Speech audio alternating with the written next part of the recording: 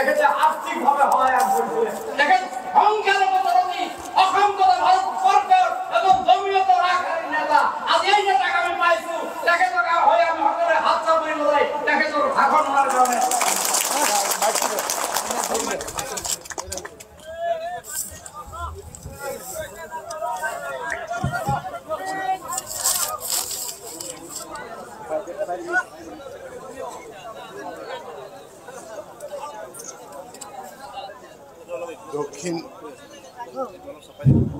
দক্ষিণ হালমৰা মানকাছা জিলাৰ 3খন block Congress committee যুৱ কংগ্ৰেছ মহিলা কংগ্ৰেছ NSCY সেৱা দলৰ দ্বাৰা আয়োজিত আজি বিশাল ৰাজহুৱা সভাৰ সভাপতি কংগ্ৰেছ দলৰ জ্যেষ্ঠ নেতা আমাৰ সকলোৰে শ্ৰদ্ধাৰ বিশিষ্ট চিকিৎসক জিলা কংগ্ৰেছৰ সভাপতি প্ৰাক্তন বিধায়ক ডক্টৰ মতিউৰ ৰহমান মণ্ডল সাহেব অলপ আগতে আপোনালোকৰ আগত বক্তৃতা দিয়া মোৰ ভাতৃ গোৱালপাৰা পূব সমষ্টিৰ বিধায়ক AK ৰছিদ আলম সাহেব আফতাবুদ্দিন মোল্লা কংগ্ৰেছৰ জ্যেষ্ঠ নেতা জলেশ্বৰ সমষ্টিৰ বিধায়ক ডাঙৰীয়া মোৰ ভাতৃ মহিবুৰ আমি সকলোৱে মৰমতে বাপ্পি বুলি মাতো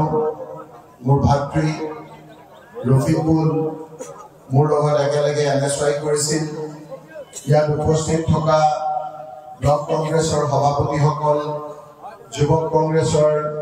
NSCY সেৱা দলৰ সহকৰ্মী বন্ধুসকল চাহাবুদ্দিন মাইনৰিটি চেলৰ হোজাই জিলাৰ সভাপতি ইয়াত উপস্থিত থকা আলি মোলামাসকল ভদ্ৰ মহিলা মণ্ডলী সাংবাদিক বন্ধুসকল শ্ৰদ্ধাৰ ৰাইজ আজি আমি আপোনালোকৰ ওচৰলৈ আহিছো যে অহা 7 মে তাৰিখে যি নিৰ্বাচন হ'ব সেই নিৰ্বাচনত আপোনালোকে আপোনালোকৰ বহুমূলীয়া ভোট কংগ্ৰেছ পাৰ্টি হিচাপে ভোট দি জয়যুক্ত কৰাৰ আহ্বান জনাবলৈ আপোনালোকৰ ওচৰলৈ আহিছো মই বাপ্পি আৰু মতিউৰ ৰহমান মণ্ডলক কৈছিলো যে ৰোজা মাহ গৰম পৰিছে এই অঞ্চলত এখন কৰ্মী সভা কৰক ৰোজাৰ পিছত ঈদৰ পিছত আমি ডাঙৰ সভা কৰিম বাপ্পিয়ে মোক ফোন কৰি ক'লে বোলে দাদা আমি কৰ্মী সভা কৰিব খুজিছিলো কিন্তু মানুহে ক'লে নহয় আমি ভোকত থাকিলেও এইবাৰ কংগ্ৰেছৰ ভোট দিম ৰাজহুৱা সভা আপোনালোকে কৰক আমি ৰমজান মাহত কষ্ট হ'লেও আমি কংগ্ৰেছৰ সভালৈ যাম এই যে ৰমজান মাহত পথৰ ৰ'দত ইমান কষ্ট কৰি আপোনালোকে আহিছে এই মহিলাসকল আপোনালোকে ইয়ালৈ আহিছে আপোনালোকক মই কথা দিছো আপোনালোকৰ এই মৰম আপোনালোকৰ এই আশীৰ্বাদ এই দোৱা মই জীৱনত পাহৰিব নোৱাৰো আপোনালোকৰ আজি উপস্থিতিয়ে প্ৰমাণ কৰিছে যে আপোনালোকে এই মানকাছাৰ উত্তৰ হালমৰাৰ এই বৃহত্ত অঞ্চলৰ পৰা সকলো ঠাইতকৈ বেছি ভোট দি কংগ্ৰেছ পাৰ্টি হিচাপে মোক আপোনালোকে নিৰ্বাচিত কৰিব আপোনালোকৰ এই মৰম মই আপোনালোকৰ আঁতৰত টুকাৰিকে লৈ যাম আৰু এই মৰম কামৰ দ্বাৰা মই আপোনালোকক প্ৰতিদান দিম মই ৰাজহুৱাভাৱে মই আজি আপোনালোকক কথা কৈছো শ্ৰদ্ধাৰ ৰাইজ মই দুটামান মাটিত থকা কথা কম মই পুৰণা কথা নতুন কথা নকওঁ পুৰণা কিছুমান কথা মনত পেলাই দিম যিবিলাক কথা কোৱাৰ লগে লগে আপোনালোকৰ আগত ছবিখন আহি যাব আপোনালোকে ভোট দিবলৈ সহজ হ'ব এই যে আঙুলিটোৰে আমি ভোট দিম 7 মে তাৰিখে যে ভোট দিম এই ভোটটো কোনো উৎসৱ নহয় এই যে এজিপি বিজেপি আহিছে, এই যে ইউডিএফ আহিছে, জিন্দাবাদ জিন্দাবাদ কৈছে, কংগ্ৰেছক গালি পাৰিছে।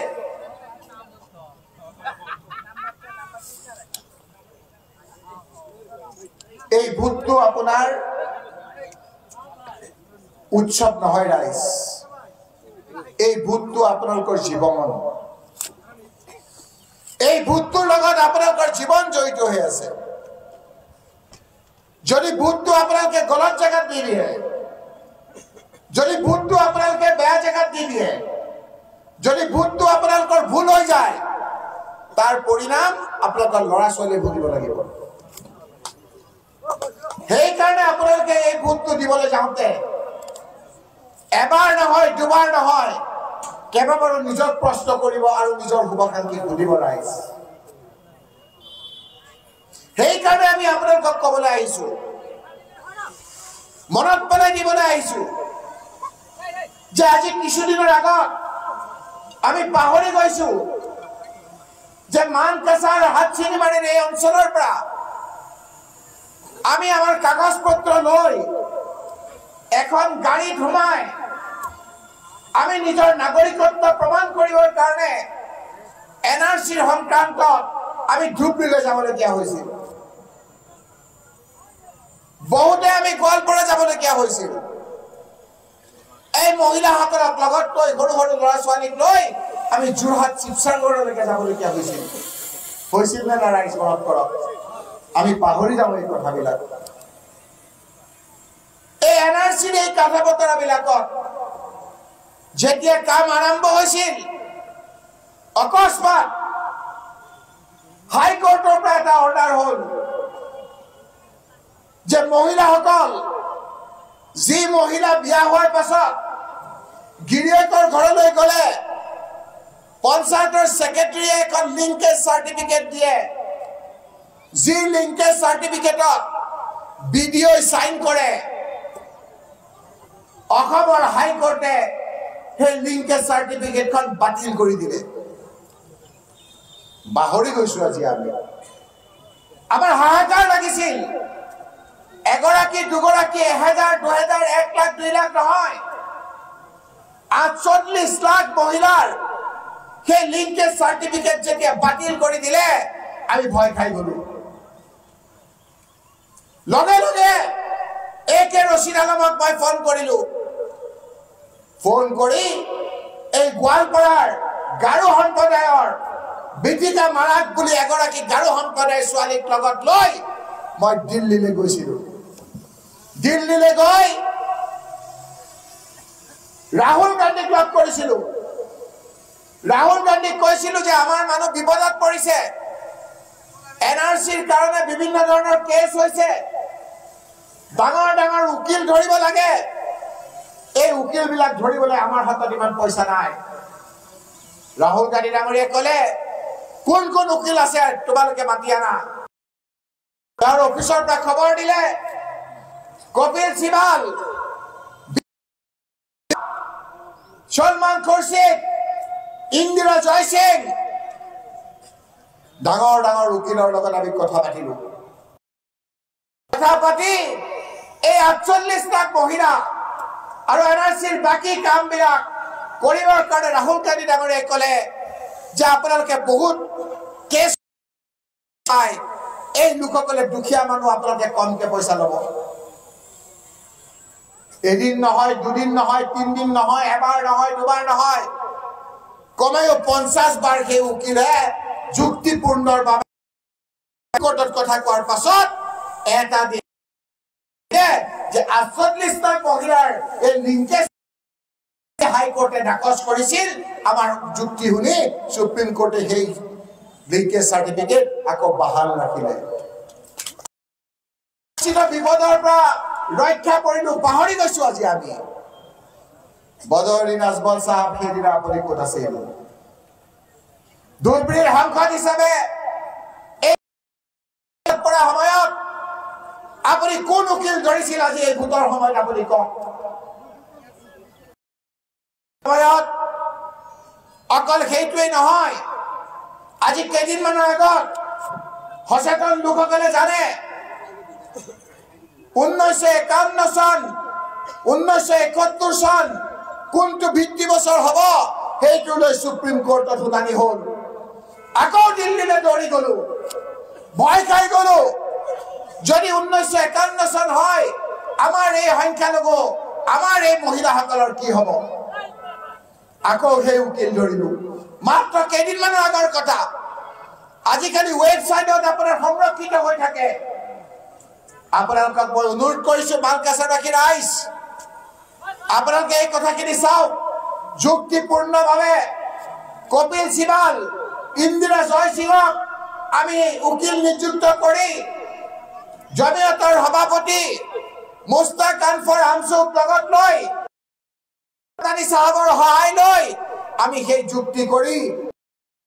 কিছু অৱশ্য নাই বদৰুদ্দিন আজমল সাহেব যে 1971 চনৰ 19 বছৰৰ সময় কোন উকিল ধৰি এই মানুহখিনিক ৰক্ষা কৰিব বিচাৰিছিল মানুহখিনিৰ লগত আপোনালোকে তেওঁ নাই ৰাইজ কোনো বিপদৰ সময়ত আপোনালোকৰ কাষত নাই মই ৰকিবুল হুছেইন যেতিয়া মন্ত্ৰী আছিলো মেঘালয় যাওঁতে যেতিয়া মানুহক বিভিন্ন ধৰণে অত্যাচাৰ চলাইছিল যেতিয়া আপোনালোকৰ হাতত কোনো কাগজ নাছিল তেতিয়া তৰুণ গগৈ চৰকাৰৰ পৰা আমি আপোনালোকক ভোটাৰ আইডি দি এই কথাবিলাকত সহায় কৰিছিলো অকল সেইটোৱে নহয় আজি কৈছো কওক ৰকিবুল হুছেইনে কি কৰিলে বুলি প্ৰশ্ন কৰে মই বদৰুদ্দিন আজমল ডাঙৰীয়াক কৈছো আপুনি মানকাছাৰলৈ অহা বেছি দিন হোৱা আপুনি খবৰ লওক আমি মন্ত্ৰী থকা অৱস্থা মেঘালয় শ্ৰমিকসকললৈ মেঘালয় শ্ৰমিকসকলক বিভিন্ন ধৰণে অত্যাচাৰ কৰি হত্যা কৰিছিল এই মানুহখিনিক নিৰাপত্তা দিবলৈ 26 APBN আমাৰ চৰকাৰৰ দিনত এই বিটেলিয়ান হোৱাৰ পিছত আপোনালোকে বহু কথা আপোনালোকৰ অলপ মনত সাহস হৈছে নহয় আপোনালোকে কওক আমি কৈছো মানুহৰ সমস্যাবিলাক সমাধান কৰিবলৈ বিচাৰিছো আজতে আপোনালোকে সাধাৰণ ট্ৰেজাৰীৰ কাম কৰিবৰ কাৰণে আপোনালোকে ধূপবিলে যাব লাগে ইয়াৰ কথা মতিউৰ ৰহমান আছিল প্ৰশ্ন কৰে ৰকিবুল হুছেইনে কি কৰিছে সাব ট্ৰেজাৰীৰ অফিচত যাও এতিয়াও ৰকিবুল হুছেইনৰ ফলক লগা আছে মই ইয়াত আহি সেই আমাৰ শীৰ্ষ বিষয়া লৈ আহি সাব ট্ৰেজাৰী ইয়াত প্ৰতিষ্ঠা কৰি এই মানুহখিনিক আজি আপোনাৰ যিখিনি অসুবিধাবিলাক দূৰ কৰিছিল এউডিএফৰ মানুহসকলেও সুবিধা পাইছে সেই ট্ৰেজাৰীত আজি আমাৰ এজিপিৰ লোকসকলেও সহায় পাইছে মোক লগত আপোনালোকে আহক কামৰ প্ৰতিযোগিতা নাহক কাম আহক কিন্তু ৰাইজ আজি ৰমজানৰ দিনা আমি বেলেগ এটা কাৰণে আপোনালোকক আজি মাতি আনিছো কি কাৰণে মাতি আনিছো জানে ৰাইজ এইবাৰ যে ভোট দিব আপোনালোকে এই ভোট সচৰাচৰ ভোট দিয়াৰ নিচিনা এই ভোটটো আপোনালোকৰ জীৱনৰ সকলোতকৈ ডাঙৰ গুৰুত্বপূৰ্ণ নিৰ্বাচন এই ভোটৰ লগত আপোনালোকৰ জীৱন জড়িত হৈ আছে ৰাইজ কিহৰ কাৰণে কৈছো এই কথাখিনি মানকাছাৰবাসী ৰাইজ হাটশিঙিমাৰীবাসী ৰাইজ ধুবুৰী সমষ্টিবাসী ৰাইজ আজি হিমন্ত বিশ্ব শৰ্মা মুখ্যমন্ত্ৰীয়ে আমাক বিভিন্ন ধৰণেৰে লাঞ্ছিত অপমানিত কৰিছে নাই আপোনালোকে কওক কোনদিনা কি কয় ঠিক নাই শুই থকা অৱস্থাত ঘৈণীয়েকৰ বুকু যায় হাহাকাৰ লাগে ক'ত আছে ঝুমাই থৈ দিছে ডেকা ল'ৰাবিলাকক ঘৰৰ পৰা উঠাই আনি হয় বুকুত গুলিয়াই দিছে নহয় ভৰিত গুলিয়াই দিছে এতিয়াও হাইকোৰ্টত শুই থকা অৱস্থাত মানকাছাৰতে নহয় হাটশিঙিমাৰীতে নহয় গুৱাহাটীতো অহাকালি পৰীক্ষা ঘৰটো ভাঙি দিয়ে বুলডেজাৰ লগায় হাতী লগায় এই অত্যাচাৰী মুখ্যমন্ত্ৰী আপোনালোকে বিচাৰে নে নিবিচাৰে যদি আপোনালোকে এই মুখ্যমন্ত্ৰী বিচাৰে আপোনালোকে এজিপি বা ইউডিএফক ভোট দি দিয়ক আৰু যদি নিবিচাৰে তেতিয়াহ'লে আপোনালোকে ৰকিবুল হুছেইন কংগ্ৰেছৰ হাতৰ চিনত ভোট দিয়ক। মই আজি আপোনালোকক ইয়াত কথা দিছো, হাত চিনি মাৰি ৰাজহুৱা সভাত কথা দিছো, আপোনালোকে ৰকিবুল হুছেইনক কংগ্ৰেছ দলত বিৰোধী ঐক্য মঞ্চৰ পাৰ্টি কংগ্ৰেছ দলৰ পাৰ্টি ৰকিবুল হুছেইনক ভোট দিয়ক। এজন নহয়, দুজন নহয়, তিনিজন নহয়, 50 জন হিমন্ত বিশ্বই আপোনালোকক একো কৰিব নোৱাৰে। মই ৰাজহুৱাভাৱে কথা দিছো।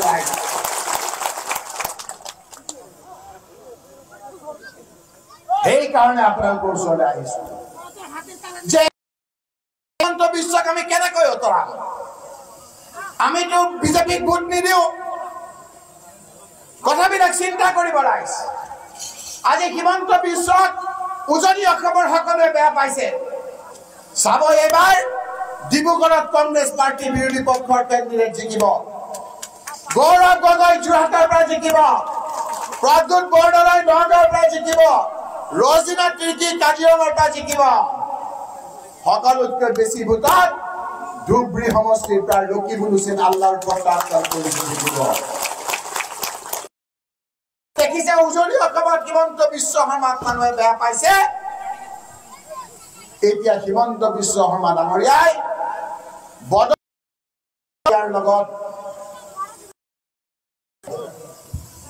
বদৰুদ্দিন আজমল ডাঙৰীয়া আজি হিমন্ত বিশ্ব শৰ্মা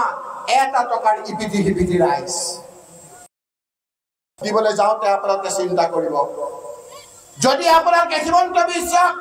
মুখ্যমন্ত্ৰী ৰাখিব বিচাৰে, আপোনালোকে এজিপি আৰু ইউডিএফক ভোট দি দিয়ক। আৰু যদি ইউডিএফক আপোনালোকে আঁতৰাবলৈ বিচাৰে, তেতিয়া হিমন্ত বিশ্বৰ কৰি যাব ৰাইজ। হিমন্ত বিশ্ব শৰ্মা মুখ্যমন্ত্ৰীৰ পৰা আঁতৰাবলৈ হলে তাৰ বন্ধু বদৰুদ্দিন আজমল ডাঙৰীয়াক সংসদৰ পৰা আঁতৰাব লাগিব। বদৰুদ্দিন আজমল ডাঙৰীয়াক ৰাইজে এইবাৰ কংগ্ৰেছক ভোট দিব লাগিব। ধুবুৰীবাসী ৰাইজ আঁতৰাবলৈ হলে সচেতন লোকসকলে কয় যদি জন্ম নহলেহেঁতেন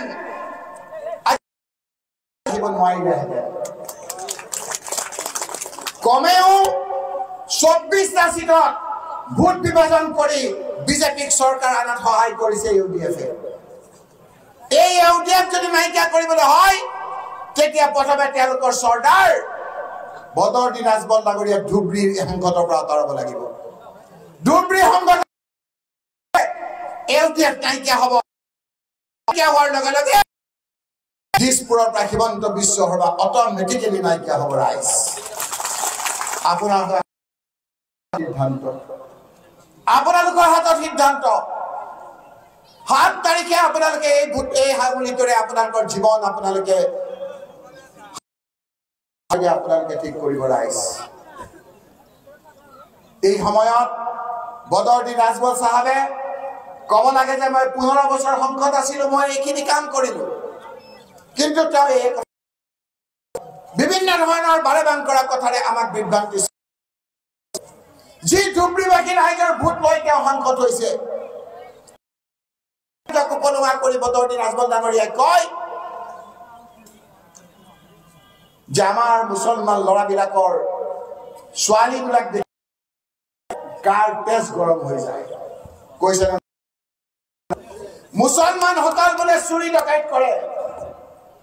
চুৰি ডকাইত তাত গোটেই মুছলমান খিনি কিয় সামৰি ল'ব লাগে আপুনি? এতিয়া আকৌ কয় যিবিলাক কথা আমি সৰু ল'ৰাৰ লগত নাপাতো, যে ৰকিবুল হুছেইনৰ এটা ল'ৰা, মোৰ ইমান শক্তি আছে, মই 7টা ল'ৰা জন্ম দিছো।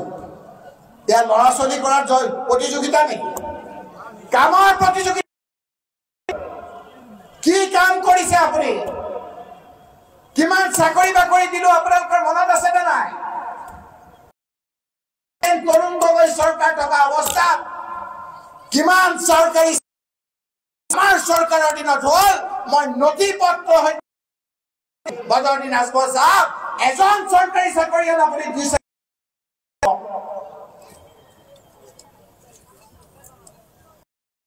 আহি কয় যে ধুবুৰী কৰিছে কয় নহয় ধুবুৰী ফুলবাৰী ব্ৰিজ ৰাজ্য চৰকাৰে প্ৰস্তাৱ পঠিয়াই কেন্দ্ৰীয় চৰকাৰে চেংচন কৰে 2008 চনত তৰুণ গগৈ যেতিয়া চিফ মিনিষ্টাৰ আছিল মুখ্যমন্ত্ৰী আছিল ৰকিবুল হুছেইন যেতিয়া মন্ত্ৰী আছিল মেঘালয় চিফ মিনিষ্টাৰ যেতিয়া মুকুল শৰ্মা আছিল যুটীয়াভাৱে কেন্দ্ৰীয় চৰকাৰে পঠিয়াইছিল 2008 চনত সেই সময়ৰ চৰকাৰ ইউপিএ ডক্টৰ মনমোহন সিং প্ৰধানমন্ত্ৰী ইউপিএ এই ধুবুৰী ফুলবাৰী ব্ৰিজ চেংচন হৈছে বদৰুদ্দিন আজমল ডাঙৰীয়া আপুনি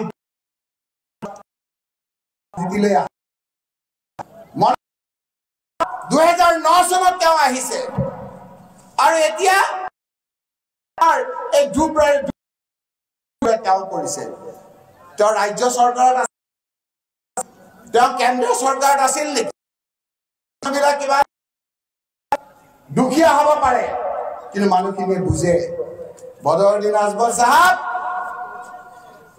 ৰাস্তা ঘাটৰ সমস্যা সমাধান কৰিব নোৱাৰে আপুনি এটা হিলগুটি পেলাব নোৱাৰে আজমল সাহেবে চৰকাৰ ফুলবাৰী ব্ৰিজ কৰিব পাৰিব নেকি ৰাইজ কেৱল মানুহক ঠগাবলৈ আহিছে কেৱল মানুহ বিপদে পৰিচালনা কৰিবলৈ আহিছে ৰাইজ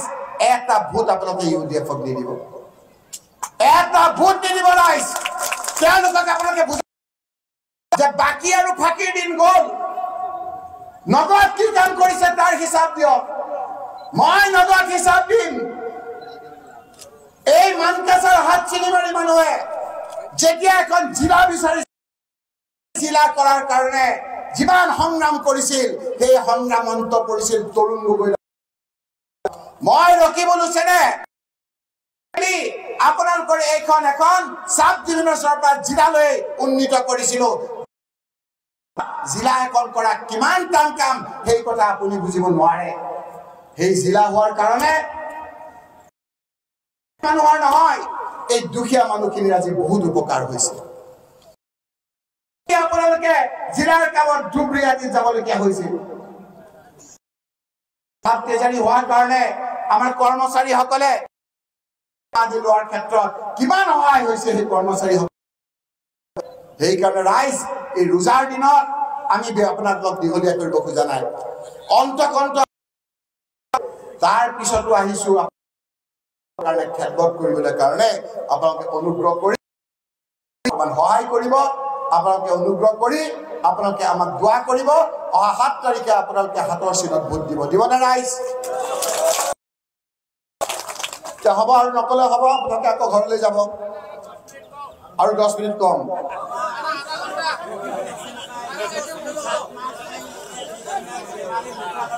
কি কম এইবাৰ মই আপোনালোকক নকওঁ এইবাৰ লাখপতি বাইদেউক কওঁ লাখপতি বাইদেউ বুজি পাইছে নহয় হিমন্ত বিশ্বই কেইদিনমানৰ আগত মহিলাসকলক ক'লে যে মই লাখ টকা দিম লাখপতি হ'ব আপোনালোকে ফৰ্ম ল'বলৈ আহক কৈছিল নহয় একেদিনাই দৌৰি দৌৰি ফৰ্ম ল'বলৈ গ'ল ভিৰ কৰি দিলে ফৰ্মখন ল'লে আপোনালোকে বহুতে ল'লে নহয় ফৰ্মখন ফিল আপ কৰিলে নেকি কওকচোন ফৰ্মখন ফিল আপ কৰিব আপোনালোকে নোৱাৰে লাখ ফৰ্ম দিবলৈ যাওঁতে যিমান হাৰাশাস্তি কৰিলে মহিলাক IAS IPS और UPSC পৰীক্ষাৰ কাৰণে ফৰ্ম দিবলৈ ইমান কষ্ট দিয়া নাছিল আপোনালোকে ফৰ্ম ল'বলৈ যাওঁতে ইমান হাবাথুৰি খাবলগীয়া হৈছে ফৰ্ম লৈ আহি ভাবিলে যে আমি লাখ টকা পাম হিমন্ত বিশ্ব শৰ্মাৰ গ্যাৰেণ্টি এতিয়া ফৰ্মখন ফিল আপ কৰোঁতে আপোনালোকৰ 5 বছৰ উকলি ফিল আপ কৰা নহ'ব আপোনালোকৰ চৰকাৰ যাবগৈ এই ফৰ্মখন ফিল আপ কৰিব নোৱাৰে ফৰ্মখনত কি আছে ৰাইজ যদি থাকে ফৰ্মখন ফিল আপ কৰি সাবমিট কৰিব নোৱাৰিব হয় না হয় কওক তুমিতো আগত কোৱা নাছিলা তেতিয়া হলে কি কাৰণে তুমি এই মানুহখিনিক লৈ গলা মই প্ৰশ্ন কৰিছো হিমন্ত বিশ্ব শৰ্মা ডাঙৰীয়া আপুনি ঘৰৰ 4 নম্বৰ লৰা আপুনি 4 নম্বৰ লৰা হৈ যদি মুখ্যমন্ত্ৰী হ'ব পাৰে মোৰ এই মহিলাসকলৰ দুটাতকৈ বেছি লৰা থাকে আপুনি ইয়াত লাখপতি বাইদেউৰ ফৰ্মখন আপুনি নলয় আদৰ্শ দেখুৱাই আপুনি মুখ্যমন্ত্ৰী ত্যাগ কৰক তেওঁ 10 নম্বৰ হলেও মুখ্যমন্ত্ৰী হ'ব পাৰিব আৰু মোৰ এই মহিলাসকল দুটা লৰা ছোৱালী হলে আপুনি লাখপতি বাইদেউ হ'ব নোৱাৰিব ঠিক আছে মুখ্যমন্ত্ৰী ডাঙৰীয়াই দিছে দিব ইলেকশন আহি গ'ল লাখ টকা পালে নেকি আপোনালোকে কোনোবা এগৰাকীয়ে পাইছে নাই পোৱা এগৰাকী কোনোবা সেইকাৰণে শৰ্মা ডাঙৰীয়া লাখ টকা আপুনি দিছে সকলোৱে বিজেপিক বুদ্ধি দিয়ক আকৌ কৈছো বুজাকে কৈছো যিসকলে লাখ টকা সকলোৱে বিজেপি আৰু ইউডিএফক বুদ্ধি দিয়ক আৰু যিসকলে লাখ টকা পোৱা নাই কংগ্ৰেছক ভোট পাই যাব কেৱল মানুহক ঠগাই আপোনালোকে কৈছিল নহয় যে কংগ্ৰেছৰ দিনত পইচাবিলাক বাহিৰত থৈছে আমি সেই পইচাবিলাক লৈ আহিম দিনৰ ভিতৰত আমি প্ৰত্যেকজন মানুহক 15 লাখ টকা দিম কৈছিল নে নাই মহিলাসকলক কৈছিল আপোনালোকে একাউণ্ট খোলক সেই 100 দিনৰ ভিতৰত আপোনালোকৰ একাউণ্টত পাব আমাৰ কংগ্ৰেছৰ মহিলাসকল মোৰ সমষ্টিৰ একদম লাইন ধৰি একাউণ্ট খুলি ফুৰিছিল ৰ'দত তেওঁলোকে লাইন ধৰি একাউণ্ট খুলিছিল একাউণ্ট খুলিছে একাউণ্ট লৈ ৰাতি শুই থাকে ভাবে ক্ৰিংকে এটা শব্দ হ'ব 15 লাখ টকা পাব 11 লাখ টকা পাব এটা শব্দ হ'ব আৰু 15 লাখ টকা পাব সব মহিলাই একাউণ্ট খুলিছে 1000 টকা দি 1000 টকাৰ একাউণ্ট খুলি গাৰুত বহি আছে শুই আছে যে 15 লাখ টকা পাম 15 লাখ টকা পাম গ'ল 3 দিন গ'ল 100 দিন গ'ল 200 দিন গ'ল 1 বছৰ আজি 10 বছৰ গ'ল 15 লাখ টকা পালে নেকি ৰাইজ কিন্তু আপোনালোকৰ মোবাইলত ক্ৰিংকে পাহৰি গৈছে আপোনালোকে মই মনত পেলাই দিছো যি মহিলাসকলে 1000 টকা দি একাউণ্ট খুলিছিল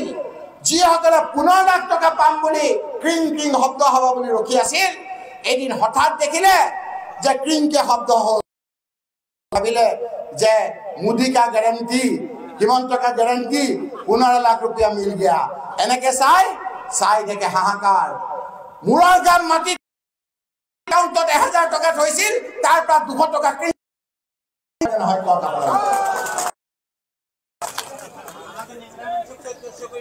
কাটিছিল না না আপোনালোকৰ স্যাৰ আগতে আলফাই আগত বন্দুক দেখুৱাই পেলাই মানুহৰ পৰা পইচা লৈছিল এই চৰকাৰে মাটিত পেলাই কষ্ট কৰি আমাৰ ধন বেংকত থৈছো দিন টকাই দৰে আমাৰ পৰা কাটি লৈ গৈ আমাক জনাই 200 টকা আমি ট্যাক্স হিচাপে কাটি দিলো হয় না নহয় ৰাইজ অত্যাচাৰ